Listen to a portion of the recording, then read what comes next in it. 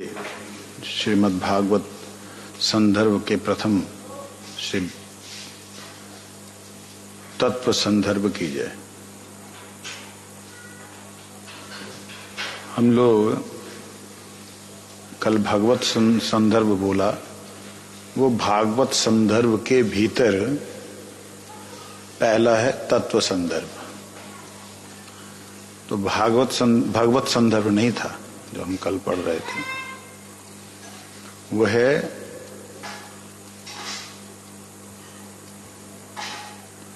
श्री तत्व संदर्भ। कल उसके विषय में हम लोग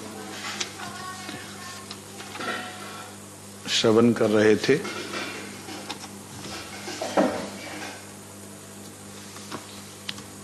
विज्ञप्ति के बारे में, विवृति जिसे कहते हैं, कि श्रीमद् भागवत जी में 12 स्कंध हैं, 335 अध्याय, 18,000 श्लोक हैं, और जिसका जो आदि अक्षर है वो ओम है।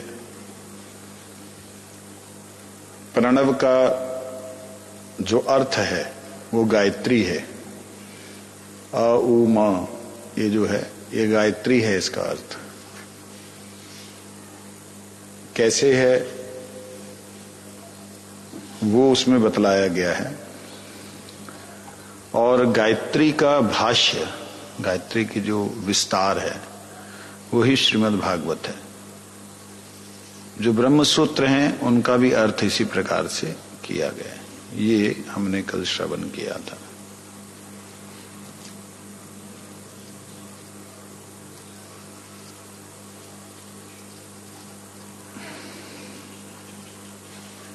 भगवान जो निखिल सद्गुण गणों के अलंकृत, वही इसमें परम प्रेमास्पद हैं। जो भगवान सर्वहितोपदेष्टा हैं, सर्वभय आपहारक हैं, वही प्रेमास्पद तत्व हैं, मतलब जिन्हें प्रेम किया जा सकता है। भक्त एवं भगवान के विशुद्ध आचरण इसमें अंकित हैं। भक्त और भगवान का ही चरित्र इसमें वर्णित है। अनंत कल्याण गुण रत्नाकर, सर्वानंददः सर्वाकर्षक, परम मधुर श्री कृष्ण ही यहाँ प्रिय हैं। किसमें? श्रीमद् भागवत जी में, जिनका दूसरा नाम रस है। भक्त कोटि में अंतरंग आदि निखिल शक्तियों में वरेसी श्री राधिका जी, जिनको आह्लादनी कहते हैं, वो उनकी अंतरंग शक्ति है। कल हमने ये सब श्रवण किया। और श्रवण किया मुक्ति कामी जिसे ब्रह्म कहते हैं, सिद्धि कामी जिसे परमात्मा कहते हैं, भक्ति कामी जिसे भगवान कहते हैं, वो तत्व तो एक ही है। उसको भी हमने कल श्रवण किया।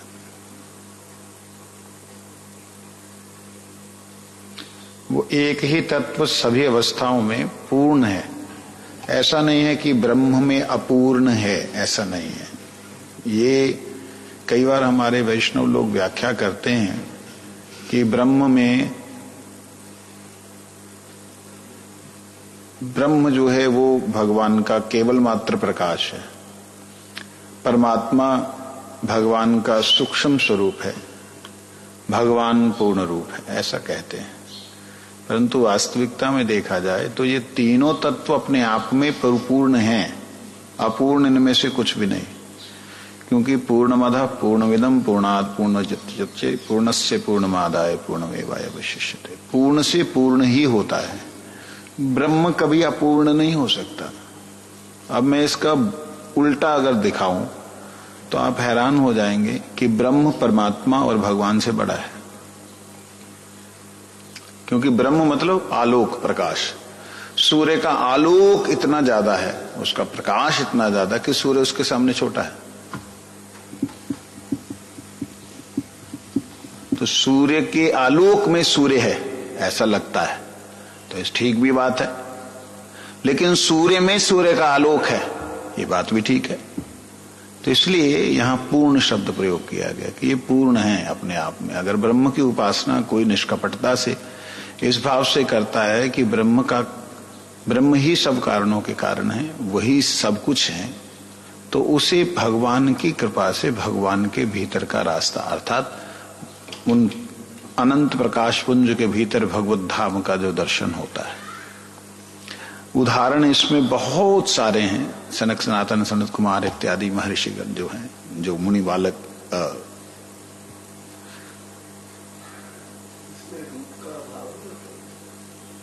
रूप का अभाव ना, रूप का अभाव उनके सामने है जो शरणागत नहीं हुए। जो शरणागत हो गए उनके लिए फिर सब दरवाजे खुल जाते हैं, क्योंकि लक्ष्य तो जहां जा रहे हैं शरणागत होकर के जा रहे हैं। ये नहीं सोच रहे कि मैं ही वो हूं, ब्रह्म अभिमान में नहीं है, उस अनंत जो सर्वव्यापक ब्रह्म है उसके प्रति शरणागत है। जो है उनके लिए वो रुक ही नहीं रहे ना कहीं, वो अटक नहीं रहे कहीं पे, वो बस खिंचते चले जा रहे हैं। सनक सनातन सनत कुमार हो गए या सुखदेव मुनि इत्यादि बड़े सारे ब्रह्मा जी के जो जितने भी पहले पुत्र हुए, दक्ष जी के जितने पुत्र हुए, सभी के सभी तो ऊर्ध्वगामी हुए। तो उनको वैकुंठ गति मिली, किन्हीं को ब्रह्म में ही आनंद आया, वो आगे गए ही नहीं। जिनको खुद ही मैं ही वो हूं, मेरे में भी प्रकाश उसमें भी वो भी प्रकाश, प्रकाश प्रकाश एक ही है, वहीं पे टिक गए। इस प्रकार से तो कहते तत्व एक है और निखिल अवस्थाओं में स्वरूप शक्ति पूर्ण है। दर्शनकारी की योग्यता के अनुसार ही विभिन्न शब्द वाच्य हैं। निज स्वतंत्रता के कारण निज ज्ञानानंद को भूलकर जीव पराधीन हो जाता है। भागवत धर्मानुशीलन से पराधीनता से मुक्त होकर निज महिमा में वह प्रतिष्ठित होता है। श्री कृष्ण एवं तदीय संपर्कित समस्त वस्तुओं में एक भाव में से ममत्व स्थापन करना ही भागवत धर्म है। भागवत धर्म क्या है? कहते हैं जो जीव अपने स्वभाव से, स्वरूप से, अपने ज्ञान के आनंद को भूलकर, ज्ञान मतलब कृष्ण, ज्ञान मतलब आत्मा, आत्मानंद को भूलकर जीव पराधीन हो जाता है, माया के अधीन हो जाता है। और उस पराधीन को उससे मुक्त कराने के लिए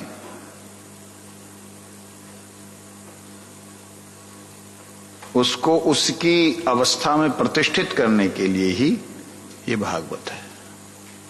और भागवत धर्म जो है वास्तविकता में भगवान से संबंधित जो कुछ भी है उसमें ममत्व पैदा करने के लिए भागवत धर्म जो है क्या है? भगवान के साथ ममत्व पैदा करने के लिए, भगवान से संबंधित जो वस्तुएं हैं मेरी हैं, मैं हूं उनका, ये पैदा करने के लिए भागवत धर्म, जहां भागवत का संस्कार, मैं भगवान का, वो मेरे, क्यों भाई मैं ही क्यों उनका बनूं? मैं ही अधीन क्यों रहूं? वो मेरे अधीन है, मेरे बिना खा ना सकेगो, मैया को खवावेगो, को खवाए रहोगो।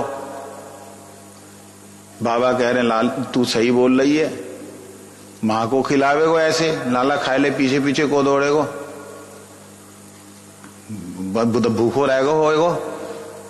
तुम जाओ जी, तुम जाके देखो माने खाओ के ना खाओ, मेरे बिना तो मर जाएगा। ये ममत्व, ऐसा नहीं कि मैं उनका हूं, मैं उनका हूं ये ठीक है, इसमें प्रभु की प्रभुता है, परंतु वो मेरे हैं, वो मेरे हैं, मैं उनके अधीन हूं, ठीक है, लेकिन वो तो मेरे बिना रह ही ना सके, कैसे रह गया वो मेरे अधीन है।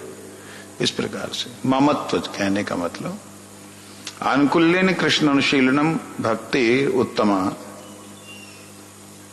राधेव कृष्णम भजा प्रवृत्ति उसके प्रतिशब्द हैं।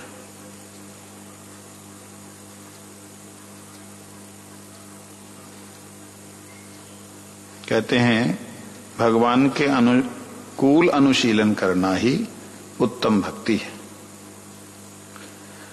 महर्षि वेदव्यास इस अज्ञात तत्व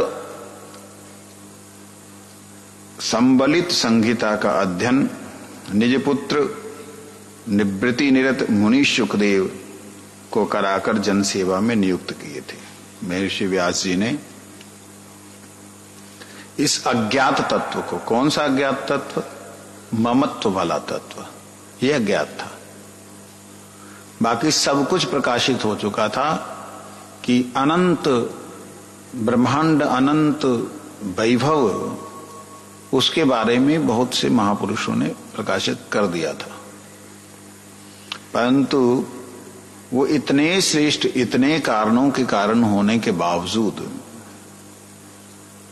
वह प्रीति के पात्र हैं, जब वो प्रेम के भिखारी हैं, ये बात अज्ञात थी, ये किसी को नहीं पता था। तो इसको जो है निज पुत्र, जो निवृत्ति निरत, जो जन्म से ही निवृत्ति है, मतलब फंसाई नहीं, ऐसे मुनि शुकदेव जी को उन्होंने ये ज्ञान करा के जनसेवा में लगाया। चिरंतन रीति से पुनर्वार धर्म विप्लव होने पर भागवत धर्म प्रचार हेतु श्री कृष्णचंद्र स्वयं अवतीर्ण हुए। अतएव आपको स्वभजन विभजन प्रयोजना अवतार कहते हैं। आप राधा भाव विभावित होकर उससे स्वयं को आस्वादन करके समस्त मानव हृदय को एकीभूत किए थे। ये सब करने के बाद चिरंतन रीति से पुनर्वार, क्या होता है जब देरी हो जाती है किसी तत्व को, तो वो एक के बाद एक व्यक्ति के पास में जब आता है तो अपनी अपनी बुद्धि के अनुसार उसकी ग्राह्यता कम होती चली जाती है। तो वह फिर दोबारा धर्म विप्लव हो गया था। धर्म जो है, उसी धर्म को पुनः स्थापन करने के लिए श्री राधा जी के भाव को लेकर के मानव के हृदय में उन्होंने इसको एकीभूत किया, प्रकट किया। आवहमान काल जीव को सुखी समृद्ध एकताबद्ध करने के लिए श्री सनातन को काशी में, प्रयाग में श्री रूप को उक्त भागवत सुधा का पान कराए थे। और जब वो आए श्री चैतन्य महाप्रभु, उन्होंने जीव की सुख और समृद्ध एकताबद्ध करने के लिए, सुखी और समृद्ध करने के लिए, किस में सुखी? आनंद में सुखी। समृद्ध किस में? भक्ति में समृद्ध। तो उसको एकताबद्ध करने के लिए श्री सनातन गोस्वामी को काशी में और प्रयाग में श्री रूप गोस्वामी को अमृत पान कराया। रूप सनातन के बांधव दाक्षिणात्य द्विज वंशज गोपाल भट्ट गोस्वामी पाद उक्त वृत्तांत अवगत होकर एक प्रबंध ग्रंथ निर्माण किए थे।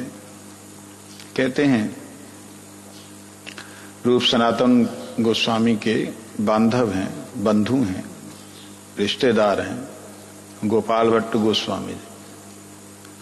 वो जो कैसे कैसे उनका वार्तालाप हुआ रूप गोस्वामी का, सनातन गोस्वामी का, उनको उन्होंने लिपिबद्ध किया था।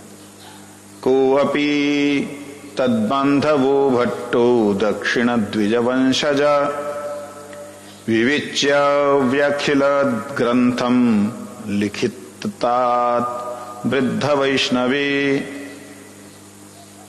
तस्याद्यम ग्रंथनालेखम क्रांत व्यत्युक्रांत खंडितम पर्यावलोच्ययाथ प्रयायम कृत्वा लिखति जीवका। कहते हैं उक्त आलेख को सुसंपन्न श्रीजीव गोस्वामी पाद ने किया। लिखा उन्होंने था लेकिन उसको सुसंपन्न किया श्रीजीव गोस्वामी जी ने। समर्थन ज्यादा हो रहा है, समर्थन ज्यादा हो रहा है। इसको षट संदर्भ कहते हैं। षट भाग में विभक्त होने से उक्त का नाम सार्थक हुआ। 6 भागों में वही महाप्रभु जी की शिक्षा जो रूप और सनातन गोस्वामी को दी थी उसी को षट संदर्भ कहते हैं, जिसमें सबसे पहले है तत्व संदर्भ, फिर बाद में भगवत संदर्भ, फिर परमात्मा संबंध, फिर कृष्ण संबंध है, फिर भक्ति संदर्भ है, प्रीति संदर्भ है। ये सब संदर्भ 6 प्रकार से हैं। तो इसमें कहते हैं तत्व भगवत और परमात्मा कृष्ण संदर्भ में भागवतीय संबंधी तत्व का उल्लेख है। भक्ति में अविधेय तत्व का और प्रीति संदर्भ में प्रयोजन तत्व का वर्णन है। इस प्रकार से यहां पे हरिदास शास्त्री जी लिख रहे हैं। कहते गूढ़ार्थस्य प्रकाशश्च स्वरोक्ति श्रेष्ठता तथा नाना अर्थवत् तत्वं वेद्यत्वं संदर्भ कथ्यते बुधे। मूल ग्रंथ का गूढ़ अर्थ प्रकाशक, निर्दुष्ट श्रेष्ठ सिद्धांत प्रतिपादक, अनेक अर्थ प्रकाशक प्रबंध को सुधीगण संदर्भ कहते हैं। संदर्भ का अर्थ उन्होंने किया है। मूल ग्रंथ का गूढ़ार्थ प्रकाशक। संदर्भ मतलब जिसके विषय में कहा जा रहा है उसका गूढ़ अर्थ प्रकाशन। किसी भी संदर्भ में जब हम बात करते हैं तो उनके गूढ़ अर्थ प्रकार। और कहते हैं निर्दुष्ट श्रेष्ठ सिद्धांत प्रतिपादक। निर्दुष्ट शब्द प्रयोग किया, निर्दुष्ट, दुष्ट नहीं, श्रेष्ठ सिद्धांत प्रतिपादक है। इसका मतलब कई लोगों ने जो सिद्धांत स्थापित किए वो दुष्ट सिद्धांत थे। अनेक अर्थ प्रकाशक प्रबंध को सुधीगण संदर्भ कहते हैं। कृष्ण वर्णम त्विषा कृष्णम संगोपांगस्त्र पार्षदम यज्ञ संकीर्तनम प्रायै जयंती ही सुमेधस। दिया হয়েছে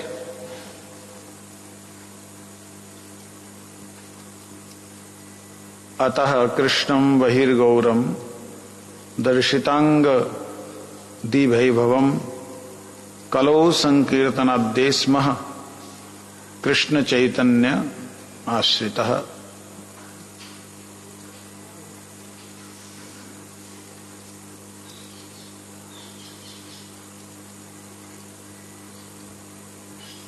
इनके अंदर विषय क्या क्या है उसका विस्तार कर रहे हैं, उसके बारे में बतला रहे हैं। आइए अब सीधा आज मंगलाचरण पे चलते हैं। श्री श्री गौर गदाधरो विजयतताम विजयतताम विजेताम। श्री श्री श्री जीव गोस्वामी प्रभुपाद विरचिते षट संदर्भ नामक श्री भागवत संदर्भे प्रथम तत्व संदर्भ। श्री कृष्णो जयति कृष्णवर्णम त्विषा कृष्णम सांगो उपांग अस्त्र पार्षदम यज्ञैः संकीर्तन प्रायैर जयंती ही सुमेधसा।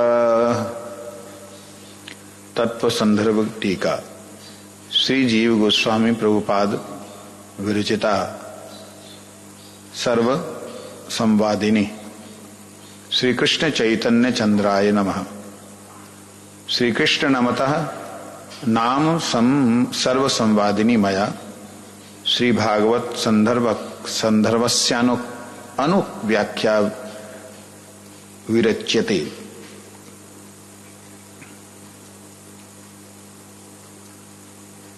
विरचयते। श्री बलदेव विद्याभूषण जी ने, जीव गोस्वामी जी ने जो लिखा उसका मंगलाचरण का तत्व संदर्भ टीका और बलदेव विद्याभूषण जी की सर्व संवादिनी टीका जो है उसको हम लोग पढ़ेंगे। अतः श्रीमद्भागवत संदर्भ नामनः ग्रंथम आरभमानो महाभागवत कोटि बहिरंतर दृष्टि निष्ठ अंकित भगवत भावम निजावतार प्रचार प्रचारितम स्वस्वरूप भगवत पद कमलावलंबी दुर्लभ प्रेम पयूषमय गंगा प्रवाह सहस्र स्वसंप्रदाय सहस्राधिदेवं श्रीकृष्ण चैतन्य देवनामानं श्री भगवन्तं कलियुगे अस्मिन् वैष्णव जनोपास्यावतार तयार्थ विशेषालंगितेन श्री भागवत पद्य संपादने स्तौति। कृष्णवर्णम इति एकादश स्कंदे कलियुगोपास्य प्रसंगे पद्यमिदम् अर्थस्य त्विषा कांतया यो कृष्णो गौरस्तं कलौ सुमेधसो जयन्ति गौरत्वञ्चस्य भागवत। श्री बलदेव विद्याभूषण जी की जो टीका है उसको भी आज पढ़ लेते हैं। बात यह है जो उन लोगों ने लिखा है टीकाओं को वो संस्कृत में है पूरी तरह, और उन टीकाओं का अर्थ मैं विशेष रूप से संस्कृत नहीं अध्ययन किया, इसलिए मैं उसका सीधा सीधा अर्थ नहीं कर पाऊंगा, परंतु आज प्रथम दिन उन टीकाओं को पढ़ना चाहिए। श्रीमद् बलदेव विद्याभूषण कृता टीका। भक्त्याभासेनापि तोषं दधाने धर्माध्यक्षे विश्वनिस्तारिण नामिनि नित्यानंदद्वैत चैतन्य रूपे तत्वे तस्मिन्नित्यया नित्यमयास्तां रतीर्ण मायावादं यस्तमः स्तोमम् उच्चैर्नाश्यं निन्ये वेदवांग शुजाले भक्तिर विष्णोर्दर्शिता येन लोके जीयात सो अयं भानुरानंदतीर्थः गोविंदाभिध मंदिराश्रित पदम।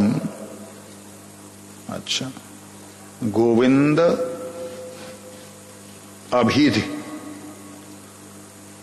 मंदिराश्रित पदम, गोविंद मंदिर के गोविंद जी के चरणों में बैठ के गोविंद मंदिर में हस्तस्थ रत्नादि वतः तत्त्वविदुत उत्तमो क्षितितले यो दर्शयान चक्रतु मायावाद महांधकार पटली सत्पुष्पवंतो सदातौ श्री रूप सनातनो विरचिताश्चर्यो सुवर्यो स्तुम। श्री राधा मोहन गोस्वामी भट्टाचार्य कृत टीका। चैतन्यम परमानंदम अद्वैतम द्वैत कारणम श्रीकृष्णम राधया सार्धम प्रणामी जगद्गतिम। अनुवाद करने वाले। नत्वा गदाधरम देवम गौरचंद्र समन्वितम संदर्भस्यमितां व्याख्यां करोति हरिदास क। अभी प्रसिद्ध वस्तु निर्देश रूप मंगलाचरण। विश्वहित वर्ती भगवान श्री कृष्ण वेद द्वैपायन वेद व्यास ऋगादि वेद को चतुर्था विभक्ति कर एवं तत्व समन्वयकात्मक ब्रह्मसूत्र प्रवृत्ति को प्रकाशित करके भी जब निज मन निर्मल नहीं हुआ तो देवर्षि नारद के उपदेश से ब्रह्मसूत्र का अकृत्रिम भाष्य स्वरूप श्रीमद् भागवत को आविर्भावित करके निज तनय सुखदेव को अध्ययन कराए थे। अब हम लोग ये सारी जो टीकाएं हैं संस्कृत की उनको आगे के लिए नहीं पढ़ेंगे क्योंकि आप लोग बोर हो जाओगे लेकिन उसमें बड़ा सार है, तो उसका जो अर्थ किया है हिंदी भाषा में, कठिन हिंदी भाषा में, जो आपको संस्कृत की तरह लग रही होगी, उसको हम लोग श्रवण करते हैं। कहते हैं विश्व हित व्रति, विश्व के हित करने का व्रत लेने वाले भगवान श्री कृष्ण द्वैपायन वेद व्यास। भगवान शब्द प्रयोग किया है वेद व्यास जी के लिए। वेद व्यास जी कौन है? कृष्ण द्वैपायन। द्वैपायन का मतलब कृष्ण द्वीप नामक एक द्वीप है, कृष्ण द्वीप। वहां पे जो आविर्भूत हुए वो भगवान व्यास जी कौन है? विश्व हित व्रती हैं। वो विश्व के हित के लिए ही उन्होंने व्रत लिया हुआ है। ऋगादि वेद को चतुर्था विभक्त कर, ऋगादि वेद 4 वेद, उन्होंने 4 वेद प्रकाशित किए। ऋगादि 4 वेदों को विभक्त कर एवं तत्व समन्वयात्मक ब्रह्मसूत्र को, 4 वेद को 4 भागों में विभक्त किया और फिर ब्रह्मसूत्र का उन्होंने प्रणयन किया। इतना कुछ करने के बाद यहां तक कि कुछ पुराणों को भी लिखा, उन्हें मन में शांति नहीं हुई, उनका मन अशांत था। तब तो देवर्षि नारद के आदेशानुसार, उपदेश के अनुसार उन्होंने ब्रह्मसूत्र का अकृत्रिम भाष्य लिखा। अकृत्रिम मतलब क्या होता है?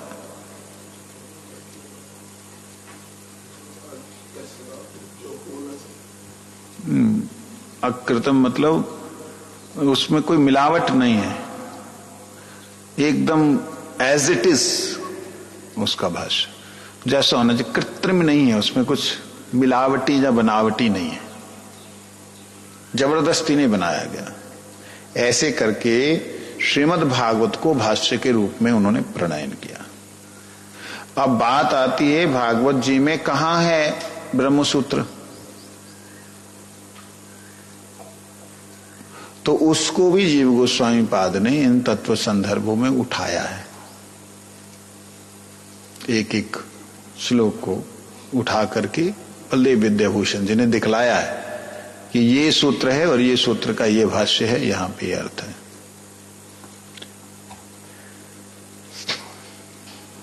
और कहते हैं वेदव्यास जी ने उस ब्रह्म सूत्र का जो अकृत्रिम भाष्य स्वरूप श्रीमद् भागवत को इस जगत में आविर्भाव किया। भागवत का भी आविर्भाव होता है क्या? लिखा बोलो नहीं, आविर्भाव हुआ। क्यों बोला लिखा नहीं, आविर्भाव क्यों बोला? क्योंकि वो स्वयं नहीं कर रहे हैं, वो प्रकट हो रहा है सारा तत्व सामने, तो सामने जो तत्व प्रकट होता है उसे आविर्भाव कहते हैं।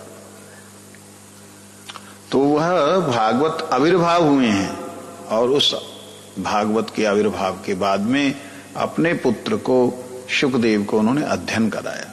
अधुना कलयुग पावना अवतार श्री कृष्ण चैतन्य देव के प्रिय पार्षद श्री जीव गोस्वामी चरण कली दोष ग्रस्त जीवों की धारणा शक्ति की स्वल्पता का अनुभव कर उक्त श्रीमद् भागवत के प्राकृत अर्थ समन्वित सिद्धांत पूर्ण भाष्य रूप ग्रंथ को प्रकाश करने के लिए निर्विघ्न से अभिप्सित विषय की सिद्धि कामना से मंगलाचरण का प्रणयन करते हैं।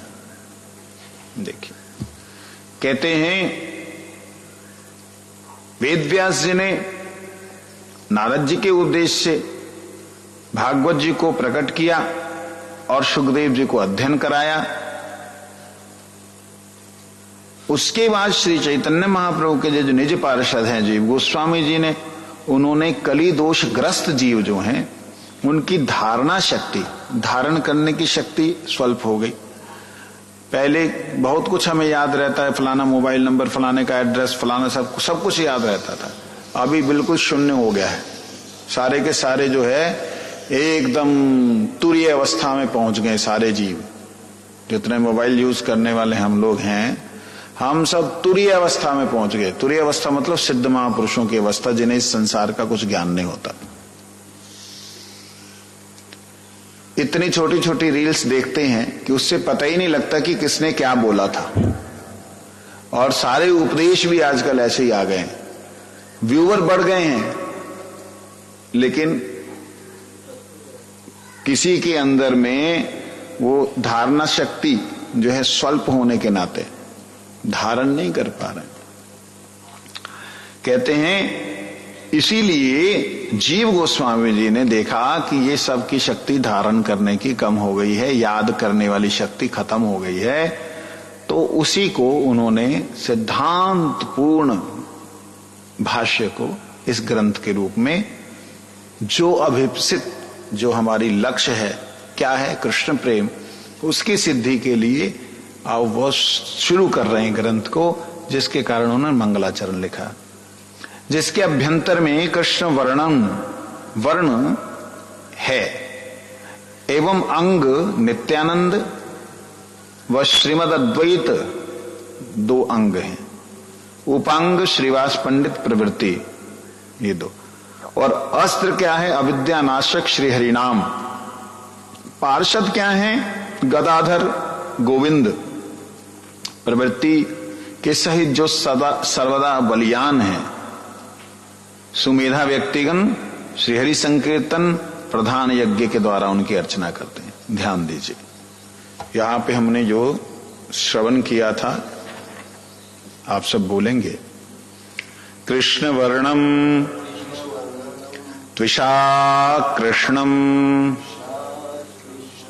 संगोपांग अस्त्र पार्षदम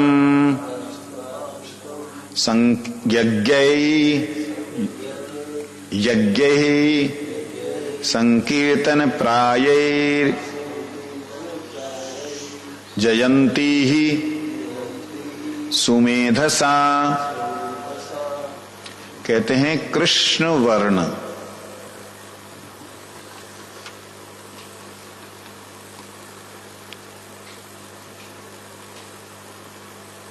जिसके भीतर कृष्ण है, लेकिन बाहर से क्या है त्विषा, अंदर काला है, बाहर से गोरा है। त्विषा अकृष्णम, कृष्ण मतलब सांवला काला, और अकृष्ण मतलब गोरा। त्विषा अकृष्ण। संग, उनके संग कौन है? संग शब्द के अर्थ होते हैं, संग बोलते हैं हमारे साथ में ना, ये नहीं इसका अर्थ। इसका अर्थ है स अंग, उनका अंग, उनका अंग मतलब उनका शरीर। वो कौन है? नित्यानंद जी और अद्वैताचार्य। और संग उपांगो, संग उपांग। उपांग क्या होता है?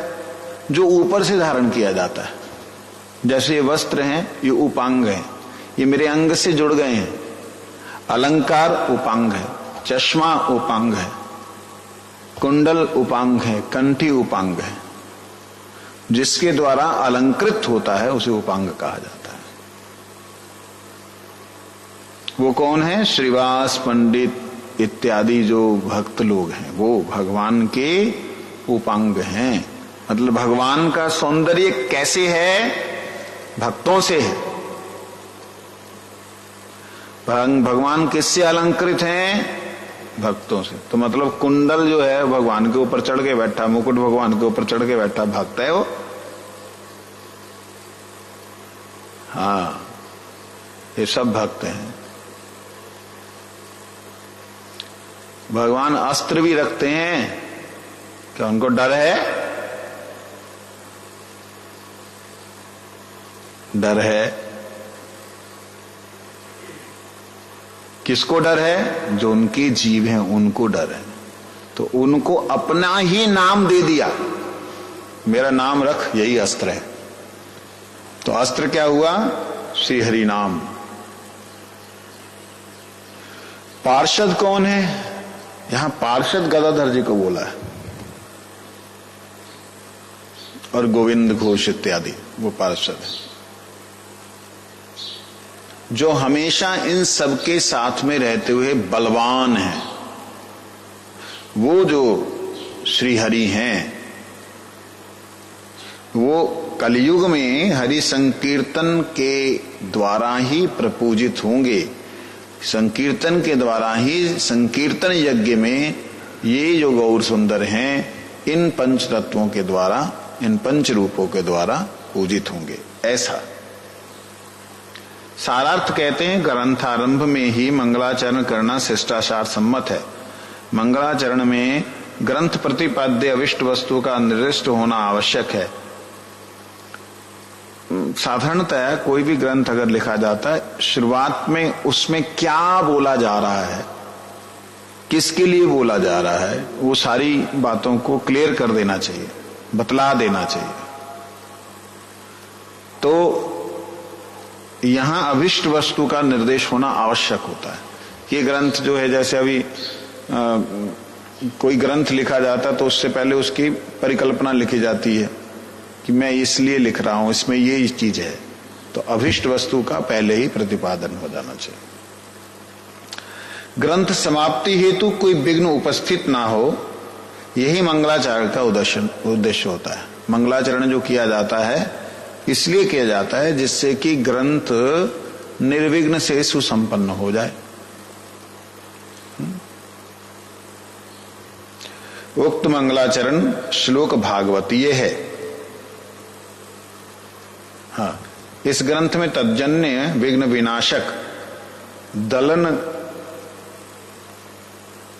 कुलिश, अच्छा ये क्या होता है?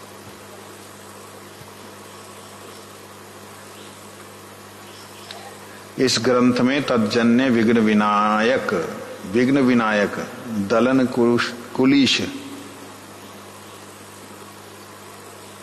विघ्न विनायक दलन कुलिश एवं स्वीय वांछित पीयूष कादंबनी रूप में मंगलाचरण हुआ।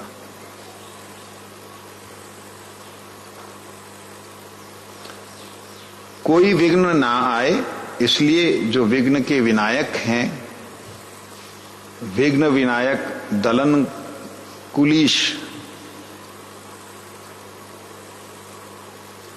विघ्नों को नाश करने वाले, दलन करने वाले जो कुल हैं उनके ईश। पढ़ने के बाद अर्थ प्रकाशित हो रहा है। देखिए, विघ्न विनायक कौन है? गणेश जी हैं। विघ्न विनायक कौन है? नरसिंह जी हैं। विघ्न विनायक कौन है? दुर्गा जी हैं। विघ्न नाश करने वाले जितने भी हैं, कहते हैं विघ्न विनायक दलन कुल। विघ्न विनायक जो हैं उनके जो दलन, उनको नाश करने वाले जो हैं, उनके ईश्वर कुलीश, ईश्वर मतलब सब विघ्नों को नाश करने वालों में सर्वश्रेष्ठ जो विघ्न नाशक हैं,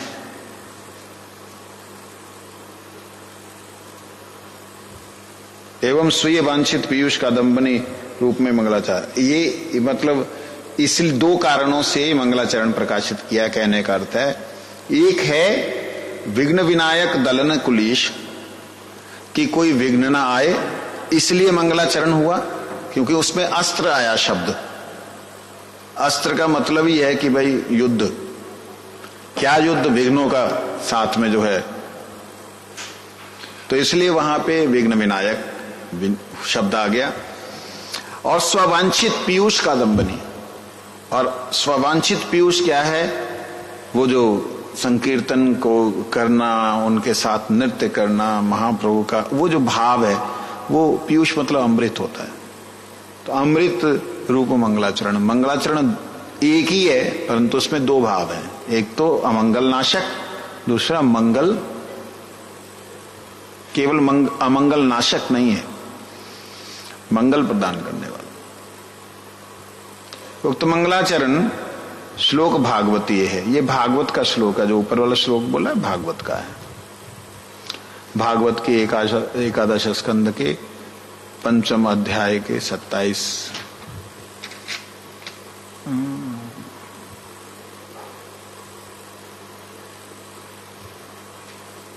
15वां।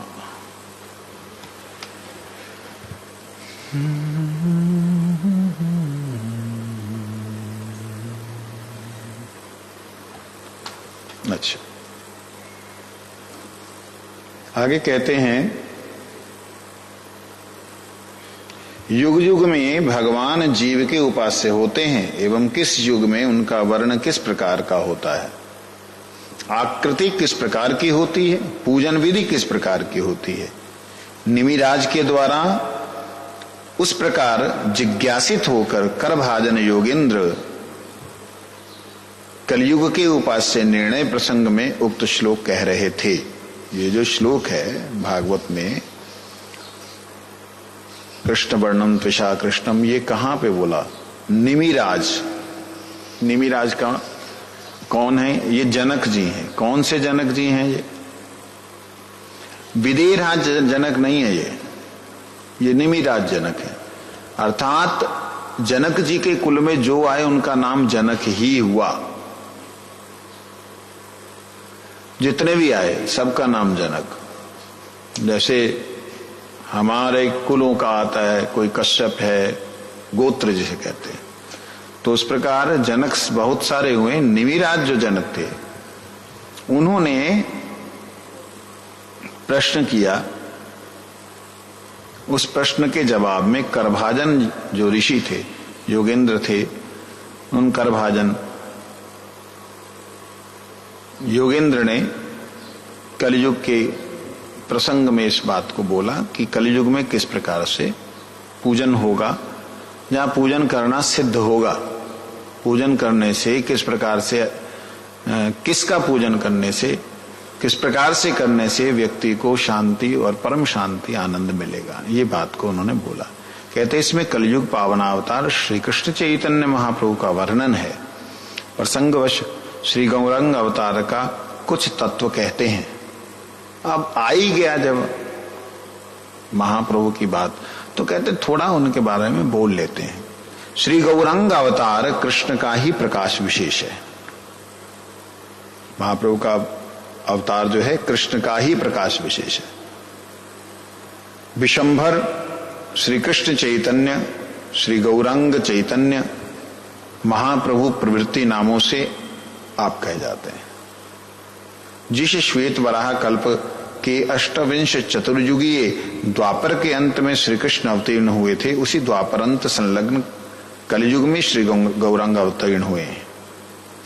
कहते हैं भगवान चैतन्य महाप्रभु के बहुत से नाम हैं, श्री कृष्ण चैतन्य, गौरांग, चैतन्य महाप्रभु, विशंभर इत्यादि जो नाम हैं, वो बहुत से नाम है, सहस्त्र नाम है महाप्रभु के।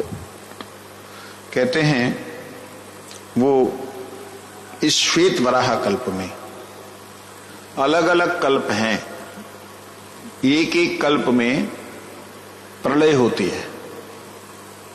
तो इस श्वेत वराह कल्प में अष्टाविंश जो 7वां मनवंतर है, 7वां मनु, एक कल्प में 14 मनुओं का दिन होता है, 14 मनु आते हैं। एक एक मनु का 71 लगभग चतुर्युग बीतते हैं।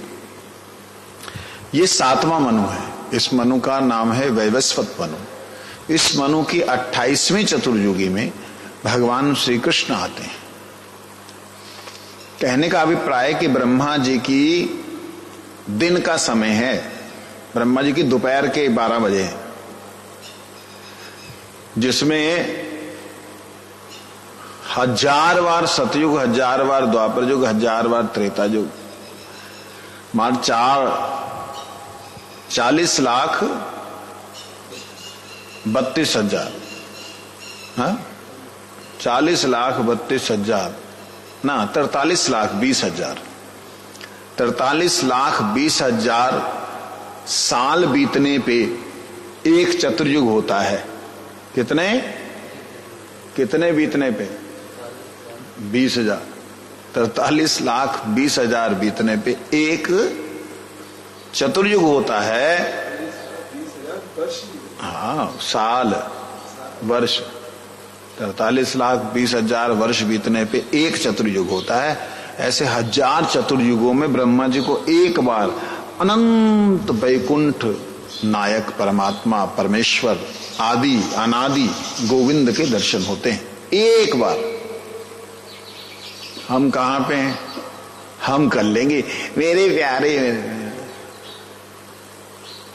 भाव दे भूखे है भगवान ने, भाव दे भूखे। ब्रह्मा जी ਨੂੰ भाव है नहीं, ਤੁਹਾਨੂੰ भाव आ गया। जो इतना भजन साधन तप कर रहे हैं, ध्यान कर रहे हैं कि प्रभु कब दर्शन देंगे। गुरु जी को एक बार मैंने बोला, बच्चा था तो मैं, गुरु महाराज जी मेरे को श्री राधा नाम ना राधा श्री राधा जी का नाम करने से बहुत अच्छा लगता है। बस श्री राधा जी के दर्शन और राधा जी का, बस ऐसे करके मैं राधा रानी के थोड़े गुण बोले। गुरु कहते राधा ना, अभी तो राधा रानी का और का उनका दर्शन तो छोड़ो, माया देवी का दर्शन होगा उसी में खत्म हो जाएगा। मतलब माया के दर्शन ने किया। गुरु कहते माया देवी इतना सुंदर है, इतना सुंदर है, अगर उनको देख लेगा जीव उससे आगे नहीं जा सकता। जो दुर्गा जी हैं, महामाई जो है, उनको ही अगर देख लेगा जीव तो आगे ना जा सकेगा, इतनी सुंदर है वो। ये गुरु वो तो माया देवी इतना सुंदर, उसको देखने के, उसको देखने से जीव जा नहीं सकता। राधा रानी का दर्शन।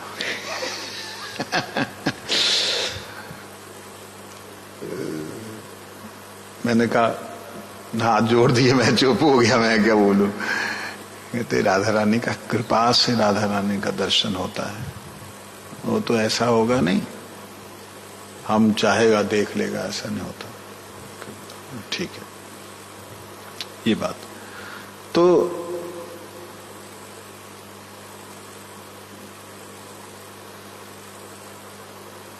ब्रह्मा जी को इतना तप, इतना ध्यान करने के बावजूद भी, जो कि 4 दृष्टियों से देख सकते हैं, 4 बुद्धियों से सोच सकते हैं, उनको नहीं हो रहा है। हम लोग गोविंद मेरू है, गोपाल मेरू है ना। कहते यही तो बात थी जो ब्रह्मा जी को भी दुर्लभ था। उसी प्रेम को तो प्रदान करने के लिए भगवान श्री कृष्ण चैतन्य स्वरूप से आए कि आओ ब्रह्मा जी, सब मिलकर के चलते हैं, आप भी पियो औरों को भी पिलाओ। इसी के कारण ये सुलभ हुआ है। श्री चैतन्य महाप्रभु जब आए तो युगावतार जो नाम कीर्तन है वो साथ साथ आ गया, उनसे पहले ही आ गया। महाप्रभु से पहले युगावतार कीर्तन था कि नहीं?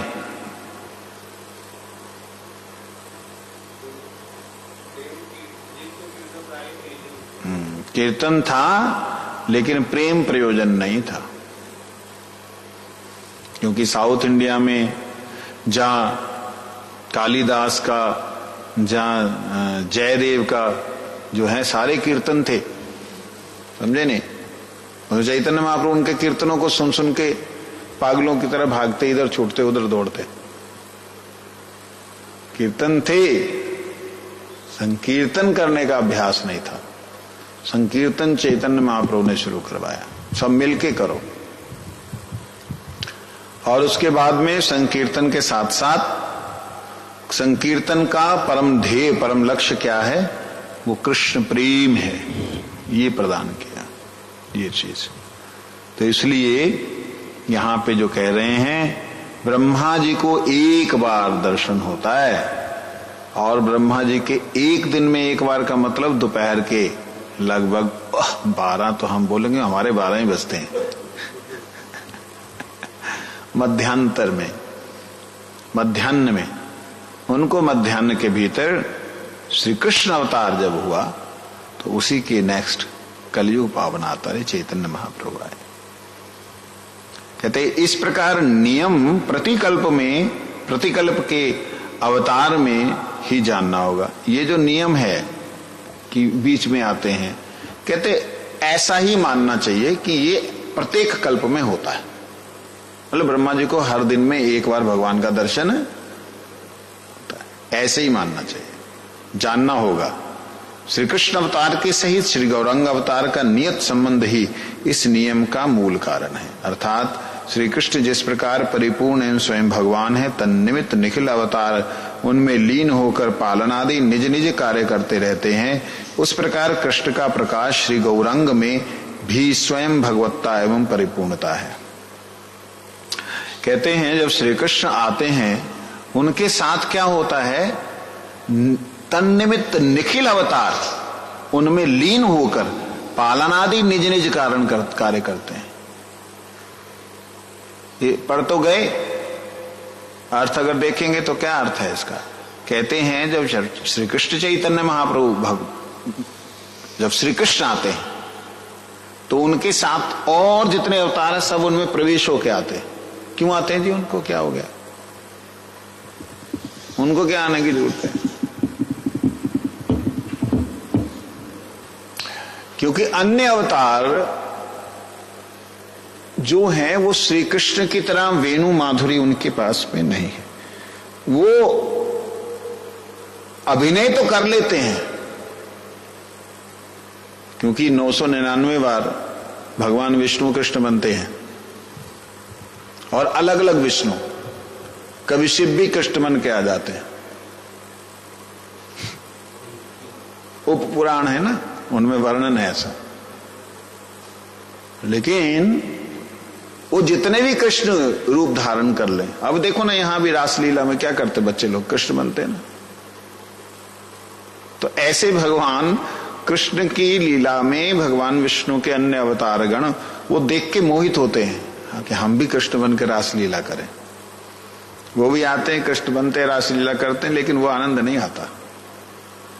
इवन कि यहां तक कि ठीक कृष्ण की तरह वो भी एक एक गोपी के साथ में अलग अलग रूप धारण करते हैं, लेकिन उन्हें आनंद नहीं आता। क्यों नहीं आता? क्योंकि जो वेणु माधुरी है, कृष्ण के होठों से लगते ही जो उसका जो स्वर निकलता है वो अत्यंत अद्भुत होता है। वो है ही नहीं जगत में। जगत तो छोड़ो, वैकुंठों में नहीं है वो वेणु माधुरी। वो जो रूप माधुरी है कृष्ण का स्वयं रूप, जो नीलमणि की तरह स्वयं प्रकाशमान है, उसको प्रकाशित नहीं करना पड़ता। क्या अद्भुत है वो। अब भगवान विष्णु जब आते हैं तो वो अपने प्रकाश को छुपा नहीं पाते, नहीं समझे? उनके अंदर से जो प्रकाश निकलता है उसको छुपा नहीं पाते।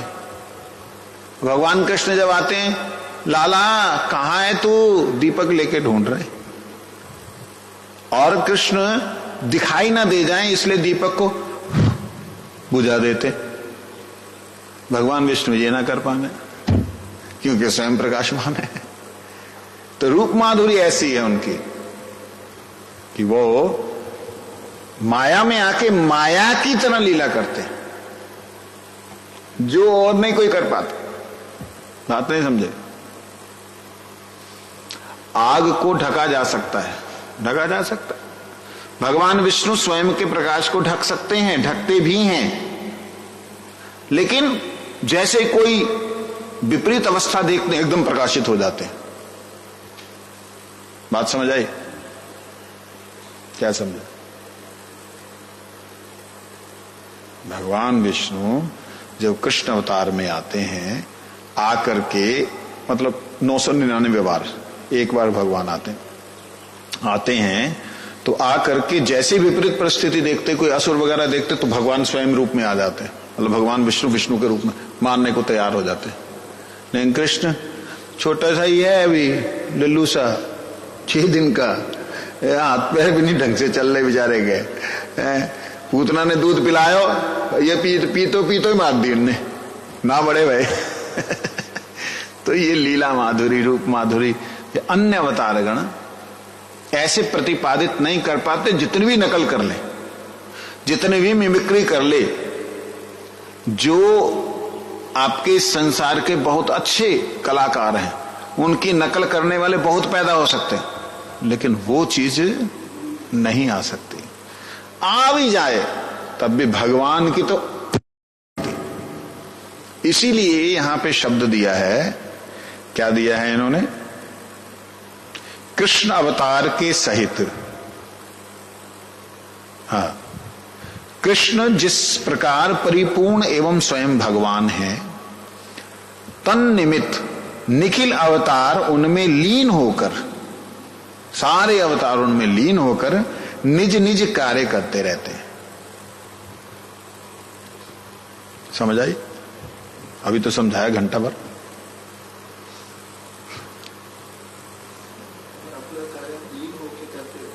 उनमें जैसे बामन अवतार वाला काम उसने बोला था, बेटी ने, बेचारी ने, हाय इतना सुंदर बच्चा मेरा हो ना, मैं इसे मन में सोचा मैं इसको दूध पिलाऊं। और जैसे दूध मन में भाव आया, इतने में तो उन्होंने दान दून कर दिया। इतने में उन्होंने 3 त्रिपाद भूमि लेने के चक्कर में ऊपर का और नीचे का 2 चरणों में ले लिया। तीसरा चरण बोलते कहां रखूं, उसको बांध लिया। हाय राम, ऐसा हो तो इसको जहर पिला के मार डालो।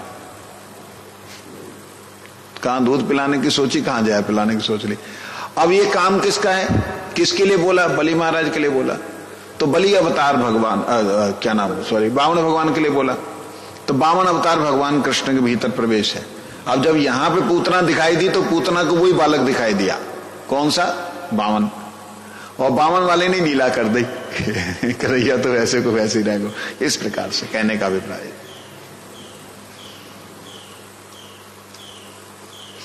उसी प्रकार कृष्ण का प्रकाश श्री गौरांग में भी स्वयं भगवत्ता एवं परिपूर्ण है। कहते उसी प्रकाश कृष्ण का जो प्रकाश है जैसे उसमें है, ऐसे ही स्वयं भगवत्ता से परिपूर्ण है। उसमें युगावतार प्रविष्ट होकर प्रयोजनानुसार निज निज रूप में कार्य संपादन करते हैं। युगावतार जैसे भगवान विष्णु हैं, वो भी चैतन्य महाप्रभु के भीतर प्रवेश करके आए। उन्होंने जो युगावतार वाले कार्य किए वो किए, लेकिन चैतन्य महाप्रभु ने जो लीला की वो क्या था? वो प्रेम आस्वादन। तो विशा कृष्ण, यहां अकृष्ण शब्द का अर्थ मनीषीगण के मत से गौरवर्ण है। कारण श्रीमद् भागवत के गर्गवचन में पीत शब्द का प्रयोग हुआ है।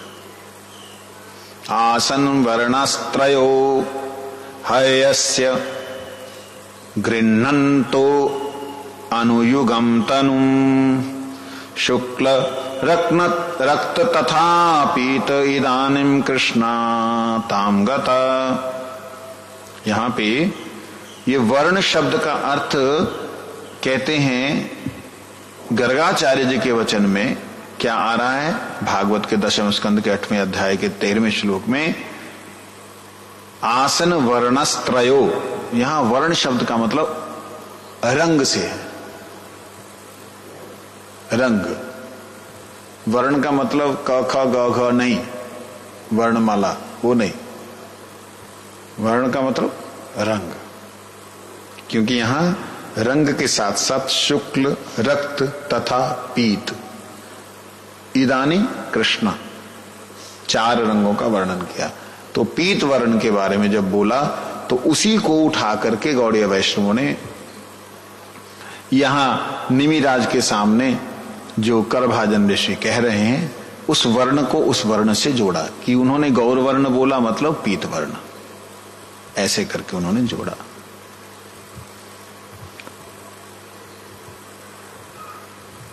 यहां इदानी कृष्णताम गतः उल्लेख में द्वापर में कृष्ण वर्णम कृते शुक्ल चतुर्बाहु, शुक्ल चतुर्बाहु के रूप में जो कृत युग में सतयुग में त्रेता रक्त वर्णो असौ इत्यादि 11 स्कंद के प्रमाण द्वारा सत्य युग अवतार का शुक्ल वर्णत्व, त्रेता युग अवतार का रक्त वर्णत्व प्रतिपादित हुआ है। सुतरांग अवशिष्ट पीत वर्ण कलयुग में चैतन्य महाप्रभु को ही जानना होगा।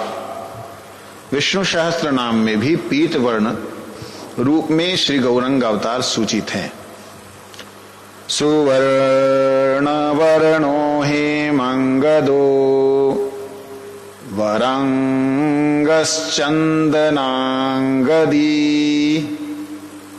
संन्यासकृतः समः शांतो निष्ठा शांति परायणः। कहते हैं विष्णु सहस्त्र नाम में भी ये जो श्लोक आया, सुवर्ण वर्णो हेमांगदो वरांगदश्चंदनांगदी संन्यासकृत समः शांतो निष्ठा शांति परायण, ये विष्णु सहस्त्र नाम में भी आया। तो विष्णु सहस्त्र नाम में आया तो इसमें तो शंकराचार्य भी गौर वर्ण है, उनको भी लिया जा सकता है।